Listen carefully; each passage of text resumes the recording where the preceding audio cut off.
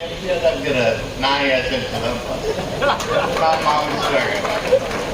அரசியல் தயவுசெய்து உங்களை கும்பிடுறேன், நல்லா படிங்க, நல்ல இதுல போங்க. இந்த எண்ணத்துல இதுல ஒரு சர்வீஸ் மைண்ட் மக்களுக்கு செய்யணும்ன்ற நினைக்கிறோம். அதுக்காக முன்னிருந்து படிங்க, செய்யுங்க. வித்தவுட் சர்வீஸ் மைண்ட் இந்த பக்கம் வராதிங்க, உங்க காலுக்கு கும்பிடுறேன்.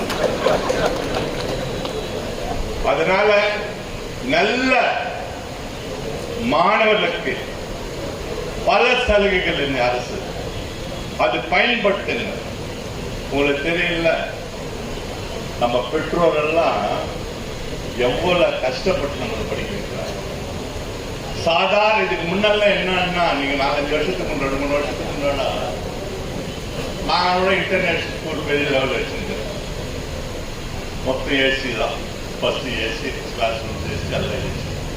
அது சாதாரண ஒரு தொழிலாளி ஆகட்டும், சைக்கிள் ரிக்ஷா ஓட்டுறோம்னா தன் பிள்ளைங்களை நல்ல ஸ்கூல்ல படிக்க வைக்கணும்னு நினைப்பான். கஷ்டப்பட்டு அரசு பள்ளிக்கு அனுப்ப மாட்டான்.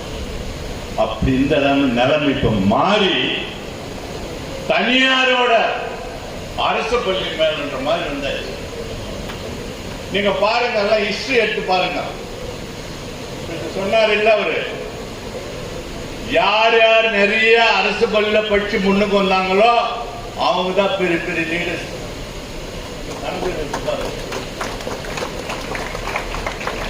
அரசியலோட அந்த மாதிரி தான் லீடர்ஸ். அதனால இன்னைக்கு அரசு பள்ளிகள்லாம் ஒண்ணு இல்லை, அங்கன்வாடி போய் பாருங்க, கிளாஸ் ரூம் போய் பார்த்துக்கிறீங்களா? முன்னிருந்து அங்கன்வாடிக்கு இப்போ எப்படி எவ்வளவு நல்லா பார்க்கும்போது நமக்கு அப்படியே ஆச்சரியமா இருக்குது. அந்த அளவுக்கு இன்னைக்கு ஒரு கல்விக்காக, அந்த பிள்ளைங்களுக்காக இந்த அரசு நம்ம முதலமைச்சர் செயல்பட்டு கொண்டு இருக்கிறார். நீங்க எல்லாம் நல்லா படிக்கணும், நல்லா முன்னேறணும். அதே மாதிரி பெற்றோரை மறக்க கூடாது. அதுக்கு அடுத்து நம்ம ஆசிரியர் பெருமக்கள் தான் நம்ம முன்னேற்றத்துக்கு. செய்திகளை உடனுக்குடனும் துல்லியமாகவும் தெரிந்து கொள்ள சப்ஸ்கிரைப் பண்ணுங்க.